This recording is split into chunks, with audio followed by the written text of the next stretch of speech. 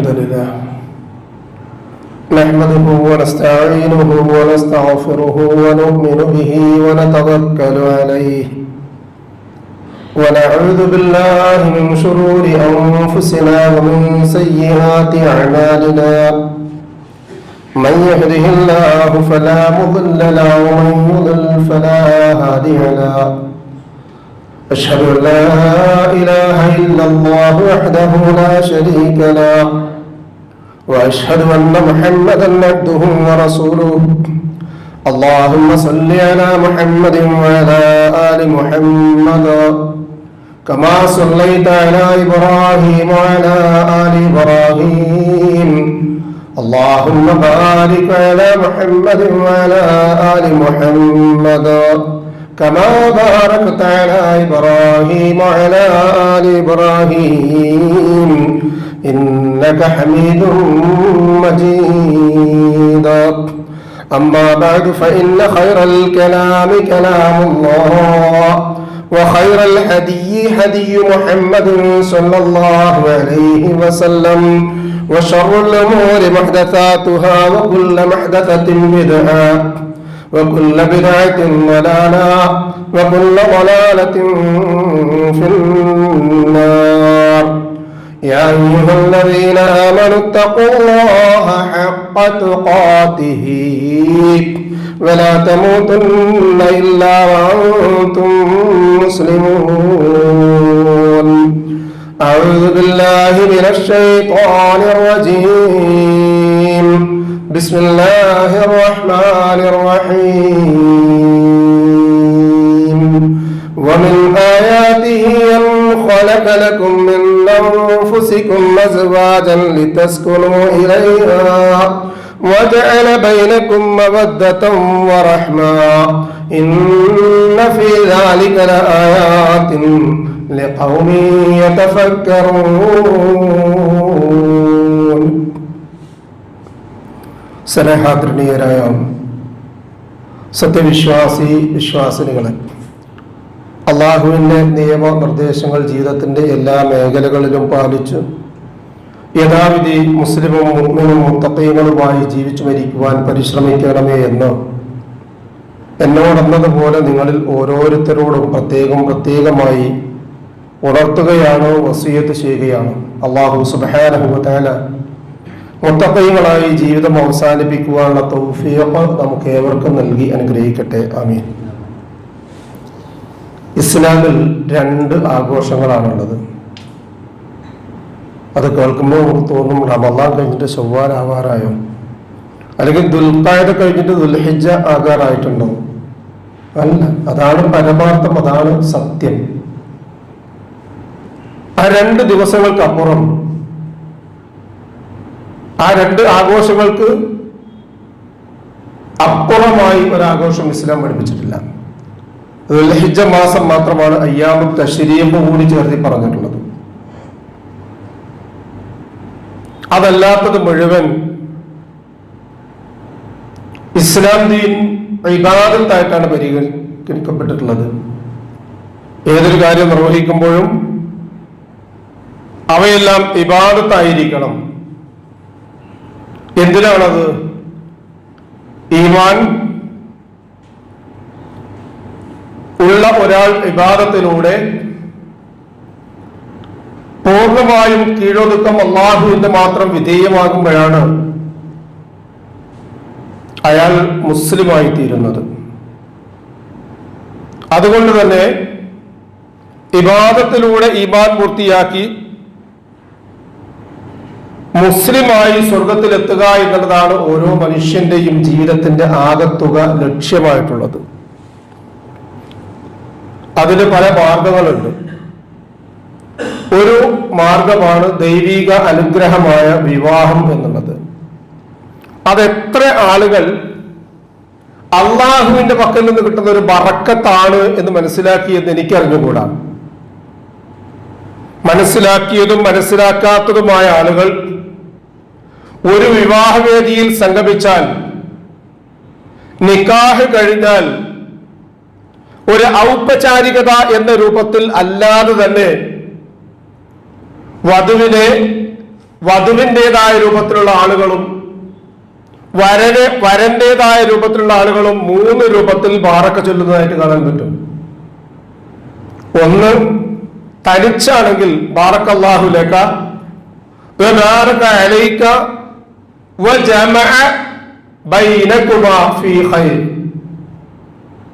ബാറക്കല്ലാഹു ലകുമാ വബാറക അലൈകുമാ വജമഅ ബൈനകുമാ ഫിൽ ഖൈർ.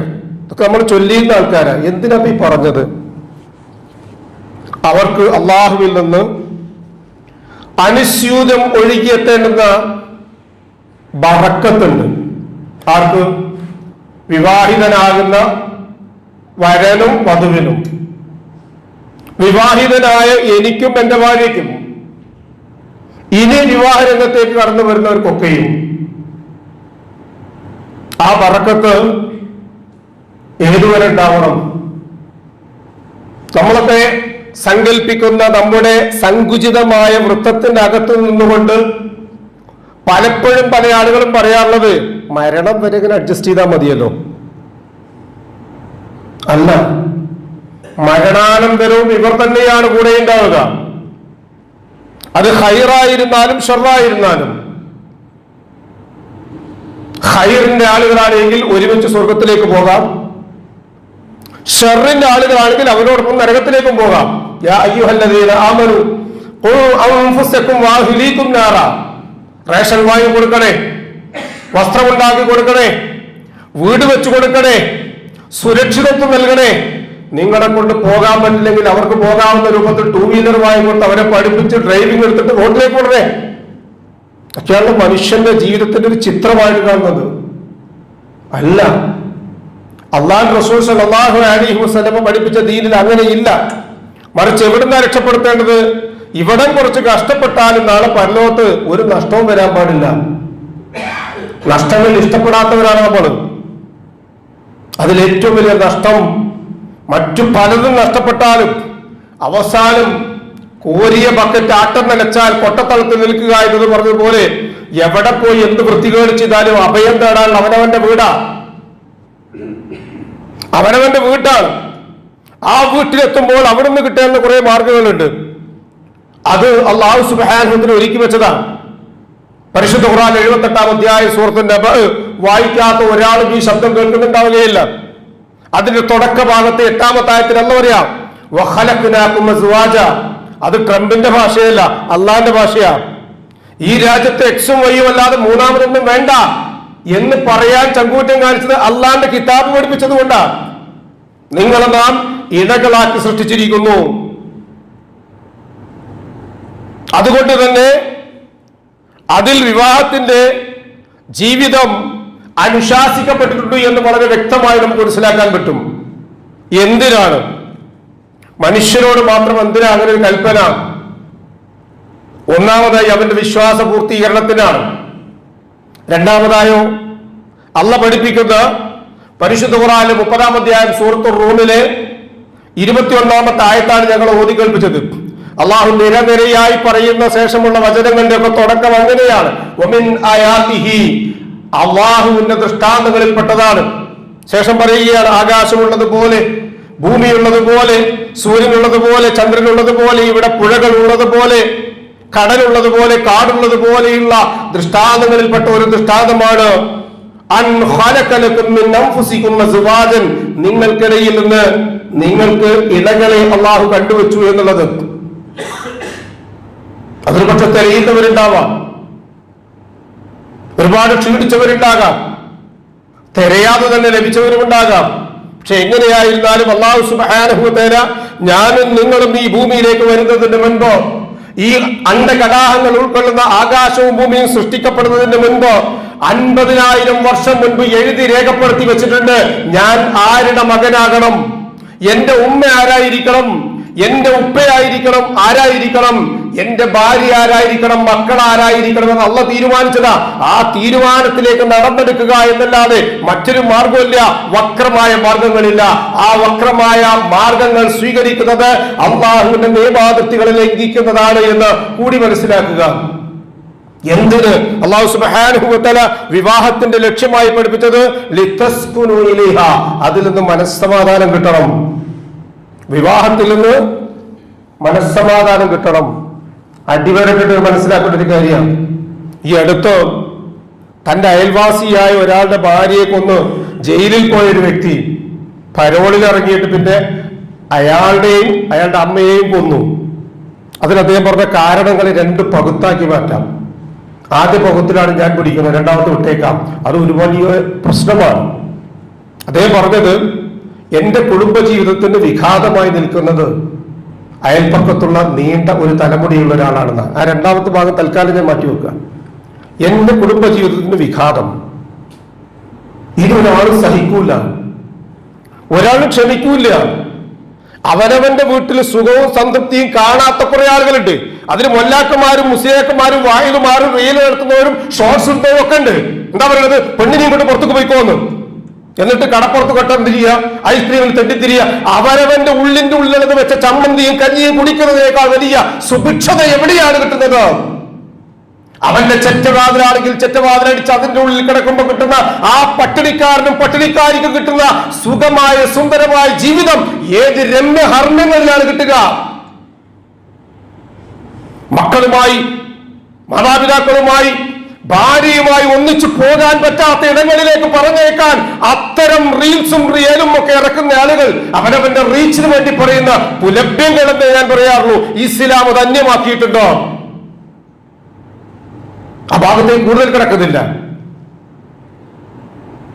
പുറത്തേക്ക് പോവുക, ഔട്ടിങ് എന്ന് പറഞ്ഞാൽ ടൂർ മൊത്തത്തിൽ നിന്നല്ല കേട്ടോ ഞാൻ പറഞ്ഞത്. അങ്ങനെ പോയെങ്കിലേ ജീവിതമാവുകയുള്ളൂ. അതാണ് ഭാര്യയുടെ ഇഷ്ടം, അതാണ് ഭർത്താവിന്റെ ധർമ്മം.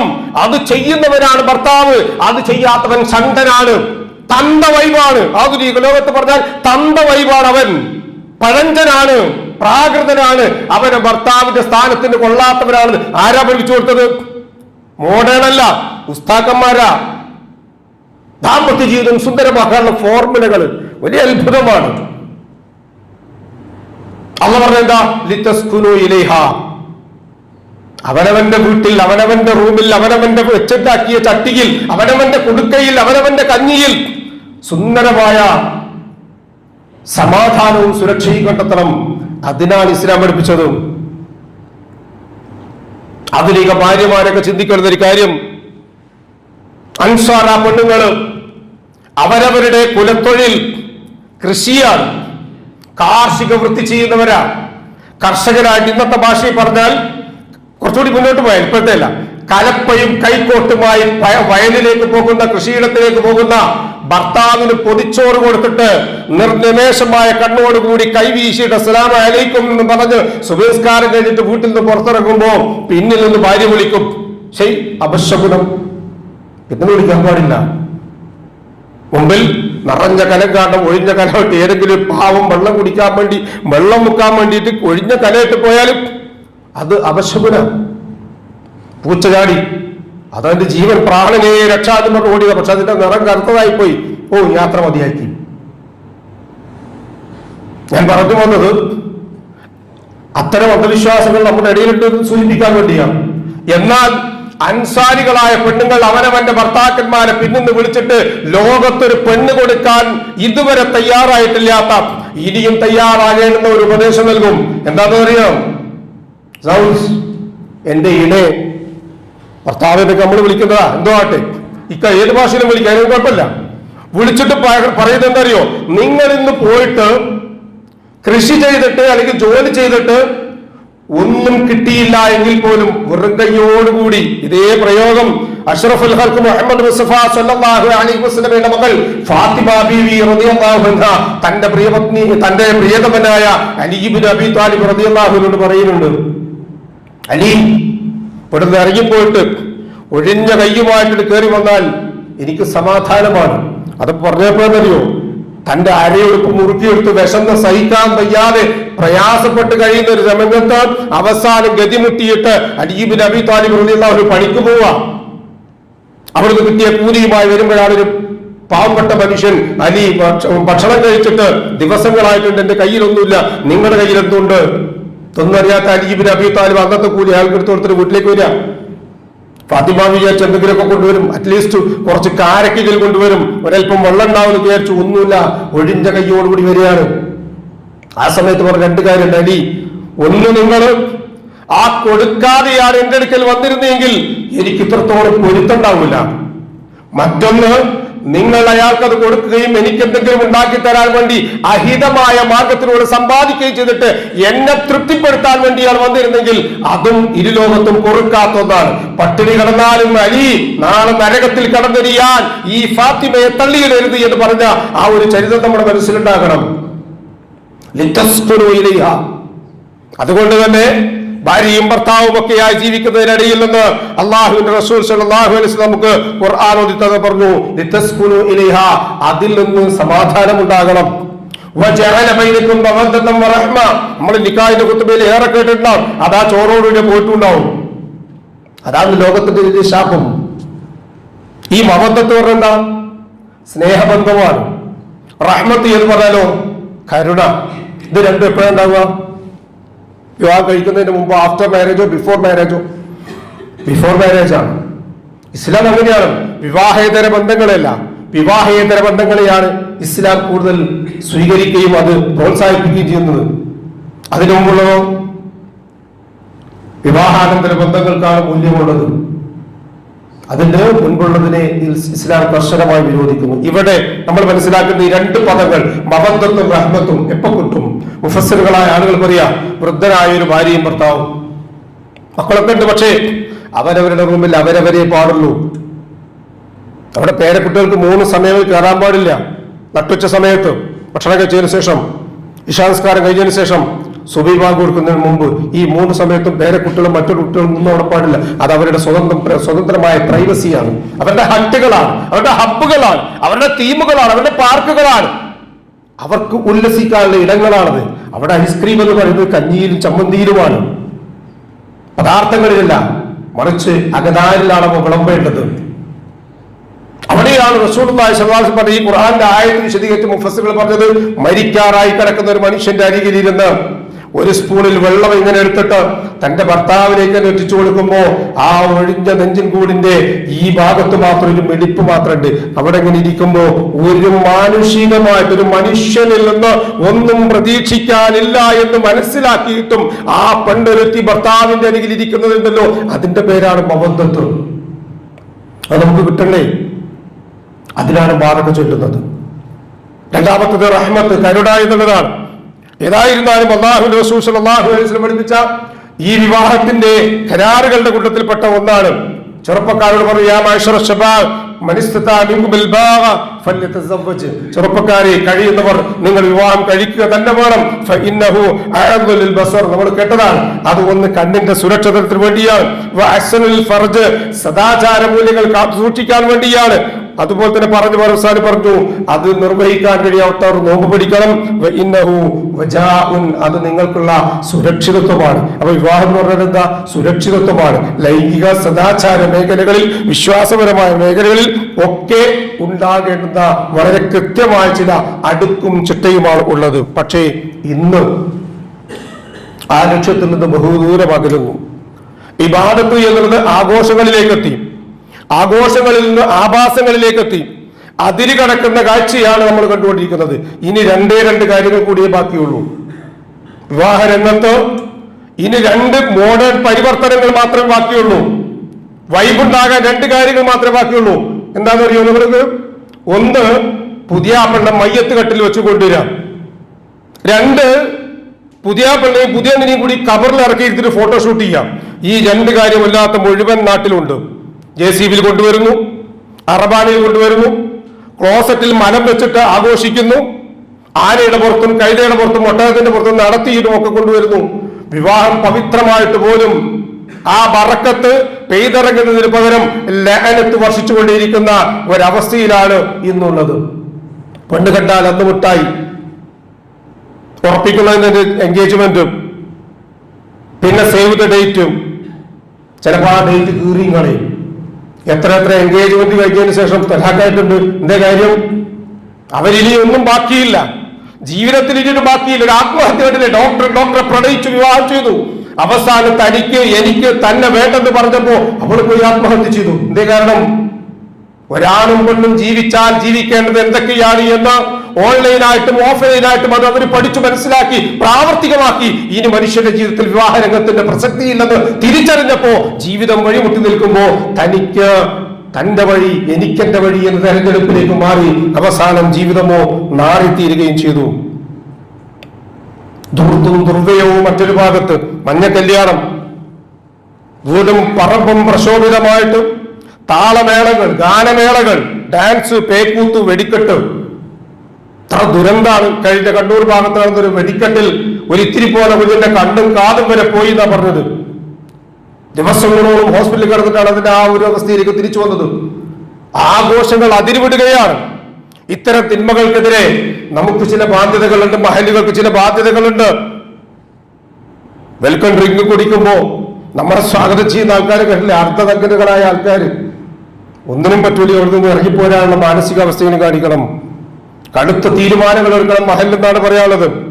അല്ലാഹുവിന്റെ റസൂൽ സല്ലല്ലാഹു അലൈഹി വസല്ലം വിളിച്ചത് മൻ റഅ മിൻകും മുൻകറൻ ഫല്യുഗയ്യിർ ബിയദിഹി ഫഇൻ ലം യസ്തതിഉ ബി ലിസാനിഹി ഫഇൻ ലം യസ്തതിഉ ബിഖൽബിഹി. കൈകൊണ്ട് തടുക്കാൻ പറ്റുമോ? തടുക്കണം. ആര് തടുക്കണം? തടുക്കേണ്ടവർ തടുക്കണം. അല്ലെങ്കിൽ തടുക്കാൻ പറ്റിയവരെ കൊണ്ട് തടുപ്പിക്കണം. നാവ് കൊണ്ട് പറയാൻ പറ്റുമോ? എങ്കിൽ പറയണം. പറഞ്ഞിട്ട് ഏൽക്കുന്നില്ല എങ്കിൽ പറയാൻ പറ്റിയവരെ കൊണ്ട് പറയിപ്പിക്കണം. അറ്റ്ലീസ്റ്റ് ആണ് അള്ളാഹുവിന്റെ റസൂൽ സല്ലല്ലാഹു അലൈഹി വസല്ലം പറഞ്ഞത്. അവസാനമായിട്ട് സ്വന്തം നാവ് കൊണ്ട് പോലും പറയാൻ പറ്റില്ലെങ്കിൽ കൽബ് കൊണ്ട് അവിടെ നിന്ന് ഇറങ്ങിപ്പോരാ. നിങ്ങളുടെ ഭക്ഷണം എനിക്ക് വേണ്ട എന്ന് പറയാ, നിങ്ങളുടെ വെള്ളം എനിക്ക് വേണ്ട, നിങ്ങളുടെ വിവാഹത്തിൽ ഞാൻ പങ്കെടുക്കൂല എന്ന് പറയാൻ ഗഡ്സ് ഉണ്ടാകണം എന്നുള്ളതാണ്. ഒരു നേരത്തെ ആഹാരത്തിന് കൈ നീട്ടി നിൽക്കുന്ന മറ്റൊരു കാര്യം കൂടി പറഞ്ഞ് അവസാനിപ്പിക്കാം. 10,000-കണക്കിന് ആൾക്കാരെ വാങ്ങിയിട്ട് ഒരു നേരത്തെ ആഹാരത്തിന് വേണ്ടിയിട്ട് അഭയാർത്ഥി ക്യാമ്പിൽ നിൽക്കുന്നത് പോലെ നിൽക്കുന്ന ബുഫേ സംസ്കാരമുണ്ടല്ലോ, വലിച്ചു നാറിയ മാന്യതയില്ലാത്ത സംസ്കാരം. ആഹാരത്തിന് വേണ്ടി ഇരക്കാൻ വേണ്ടി നിൽക്കുന്നത് പോലെ ഒക്കെ മാറ്റിവെക്കപ്പെട്ടതാണ്.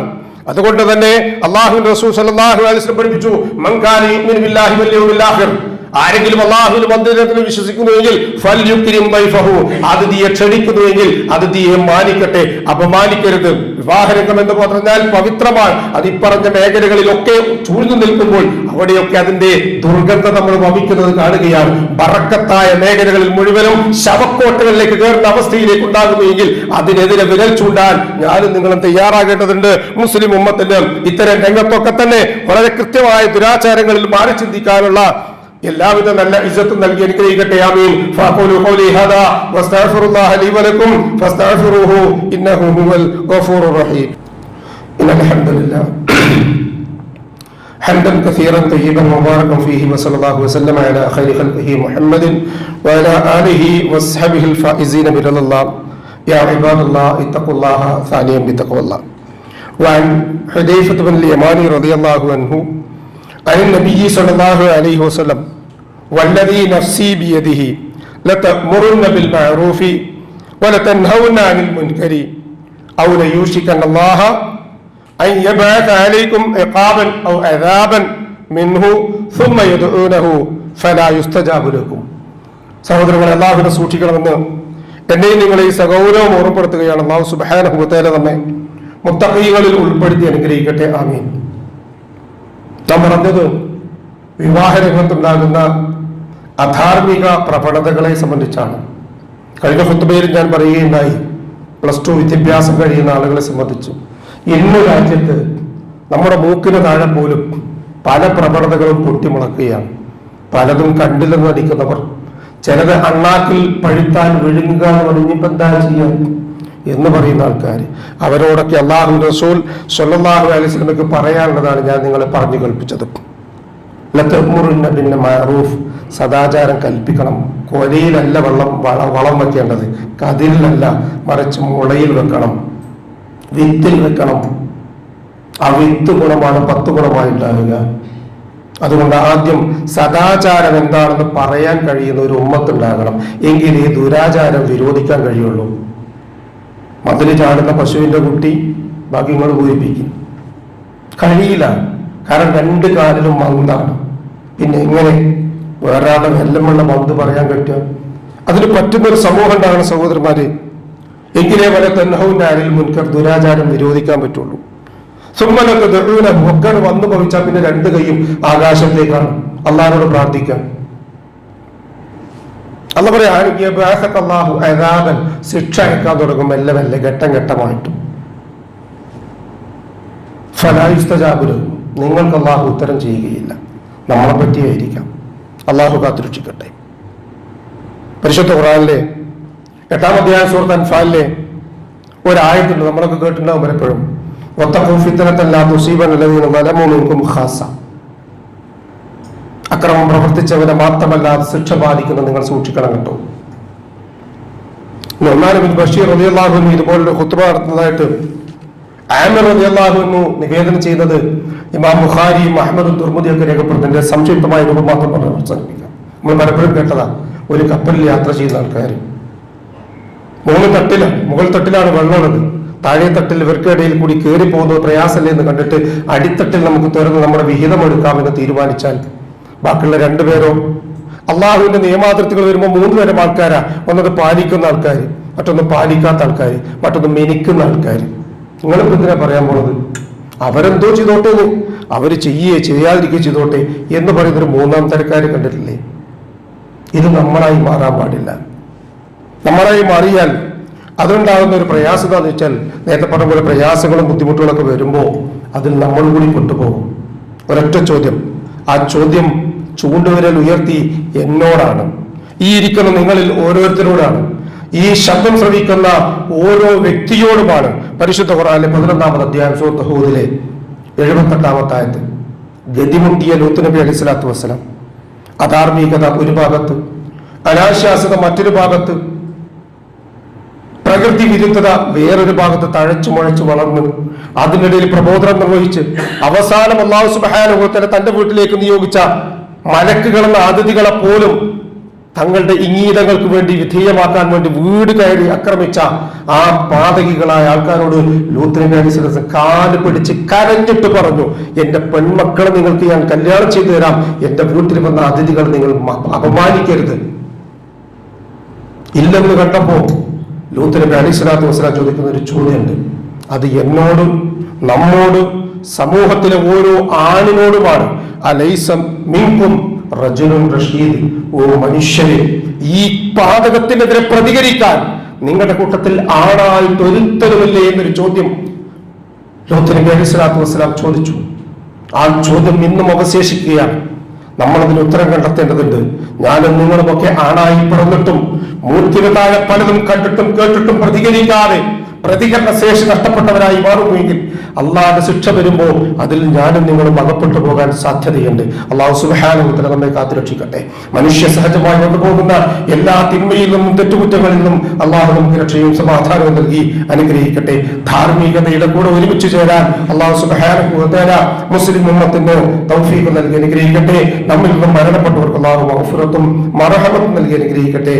രോഗികൾക്ക് അള്ളാഹു ശിഫ നൽകി അനുഗ്രഹിക്കട്ടെ.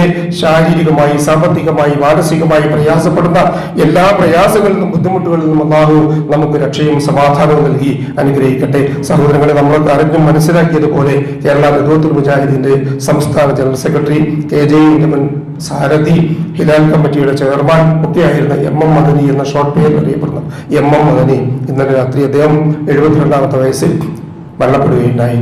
അദ്ദേഹം 35 കൊല്ലം ഒരു പള്ളിയിൽ സ്ഥിരമായി ഖുത്ബ പറഞ്ഞ ഒരാളാണ്. മറ്റൊരു പള്ളിയിൽ 25 വർഷമായിട്ട് ഇപ്പോൾ പറഞ്ഞുകൊണ്ടിരിക്കുന്നതാണ്. അദ്ദേഹത്തിന്റെ ആകെയുള്ള വിഷയം എന്താ അറിയോ? പരലോക. ഒരു ഉറപ്പില്ല, പ്രയാസമല്ല, കേൾക്കുന്നവന് സുഖം, പറയുന്നവന് സുഖം. ഒരു കോഴിക്കോടൻ നഗരിയെ മുഴുവൻ മനുഷ്യരാക്കി തീർത്തു അദ്ദേഹത്തിന്റെ ആ പ്രഭാഷണം. അല്ലാഹു സുബ്ഹാനഹു വ തആല അദ്ദേഹത്തിന്റെ എല്ലാ നന്മകളും ഹസനാത്തുകളും വർദ്ധിപ്പിച്ചു കൊടുത്ത് ബർസഖിയായ ലോകം ഖൈറും ധന്യവുമാക്കി കൊടുക്കട്ടെ. ഏതെങ്കിലും മനുഷ്യ സഹജമായ ചെറു തിന്മകളോ പാപങ്ങളോ വന്നുപോയെങ്കിൽ അള്ളാഹു അദ്ദേഹത്തിന് അത് പുറത്തു മാപ്പാക്കി കൊടുത്ത് ജന്നാത്തുൽ നഈമിൽ അമ്പിയാക്കളും മുർസലുകളും ഉൾക്കൊള്ളുന്ന സ്വർഗ്ഗത്തിൽ പ്രവേശിക്കുവാനുള്ള തൗഫീഖ് നൽകി അനുഗ്രഹിക്കട്ടെ. അതുപോലെ തന്നെ നമ്മുടെ മാതാപിതാക്കളും ബന്ധുക്കളും മിത്രാദികളുമായ മുഴുവൻ നമ്മിൽ നിന്നും മരണപ്പെട്ടു പോയ ആൾക്കാർ, ഈ അടുത്ത ദിവസങ്ങളിലൊക്കെ നമ്മെ വേർപിരിഞ്ഞു പോയ ആളുകളുണ്ട്. അവരുടെയൊക്കെ പേരെടുത്ത് പറയുന്നില്ല. എല്ലാവർക്കും അല്ലാഹു മഗ്ഫിറത്തും റഹ്മത്തും നൽകി അനുഗ്രഹിക്കട്ടെ. അവരുടെ നന്മകൾ ഖൈറുകളായി അവരുടെ ബർസഖിയായ ലോകത്ത് അല്ലാഹു പ്രകാശപൂരിതമാക്കി നൽകി അനുഗ്രഹിക്കട്ടെ. ശാരീരികമായ അവശത കൊണ്ട്, പ്രായാധിക്യം കൊണ്ട് ബുദ്ധിമുട്ടുന്ന രോഗികളായി വീടുകളിലും ആശുപത്രികളിലും കഴിഞ്ഞുകൂടുന്ന നമ്മുടെ സഹോദരങ്ങളുണ്ട്. ഷാഫിയായ റബ്ബ് ആജിലും കാബിലുമായ ശിഫ നൽകി അവരെയും നമ്മയും അനുഗ്രഹിക്കട്ടെ. ആഫിയത്തും ദീർഘായുസ്സും നൽകി അനുഗ്രഹിക്കട്ടെ. അവനവന്റെ കാര്യങ്ങൾ മറ്റൊരാളുടെ സഹായം കൂടാതെ നിർവഹിക്കുവാൻ ആവശ്യമായ സിഹത്തും താഖത്തും ആഫിയത്തും അല്ലാഹു എല്ലാവർക്കും എല്ലായ്പ്പോഴും നൽകി അനുഗ്രഹിക്കട്ടെ. ഉപജീവനത്തിൽ അല്ലാഹു ഖൈറും ബറക്കത്തും വർഷിച്ച് നമ്മെ നമ്മുടെ കുടുംബത്തെയും സന്താന പരമ്പരകളെയും അനുഗ്രഹിക്കട്ടെ. ഈമാനും ഇഖ്ലാസും തഖ്വയും ഖുശൂഉമുള്ള മുത്തഖീങ്ങളായി ജീവിക്കുവാനും ജീവിതം അവസാനിക്കുന്ന സന്ദർഭത്തിൽ അഫ്ദൽ ദിക്ർ ലാ ഇലാഹ ഇല്ലല്ലാഹ് എന്ന കലിമ കാമിലായ ഈമാനോടുകൂടി പറഞ്ഞു പുഞ്ചിരിയോടുകൂടി കണ്ടടയ്ക്കാനുമുള്ള മഹാഭാഗ്യം അല്ലാഹു നമുക്കും നമ്മുടെ കൂട്ടുകുടുംബങ്ങൾക്കും സന്താന പരമ്പരകൾക്കും നൽകി അനുഗ്രഹിക്കട്ടെ. അല്ലാഹുമ്മ ഗ്ഫിർ ലിൽ മുഅ്മിനീന വൽ മുഅ്മിനാത്ത് വൽ മുസ്ലിമീന വൽ മുസ്ലിമാത്ത് അൽ അഹ്യാഇ മിൻഹും വൽ അംവാത്ത് ഇന്നക മുജീബുദ് ദഅവാതി യാ ഖാദിയൽ ഹാജാത്ത് റബ്ബനാ തഖബ്ബൽ മിന്നാ ഇന്നക അൻതസ് സമീഉൽ അലീം വതുബ് അലൈനാ ഇന്നക അൻതത് തവ്വാബുർ റഹീം വഗ്ഫിർ ലനാ യാ ഗാഫിറൽ മുദ്നിബീൻ റബ്ബനാ ഹബ് ലനാ മിൻ അസ്വാജിനാ വദുർരിയ്യാതിനാ ഖുർറത അയ്യുൻ വജഅൽനാ ലിൽ മുത്തഖീന ഇമാമാ റബ്ബനാ ളലംനാ അൻഫുസനാ വഇൻ ലം തഗ്ഫിർ ലനാ വതർഹംനാ ലനകൂനന്ന മിനൽ ഖാസിരീൻ اللهم أجرنا من النار اللهم أجرنا من النار اللهم أجرنا وأجر والدينا من النار اللهم أعز الإسلام والمسلمين وأذل الشرك والمشركين ربنا آتنا في الدنيا حسنة وفي الآخرة حسنة وقنا عذاب النار وآخر دعوانا أن الحمد لله رب العالمين.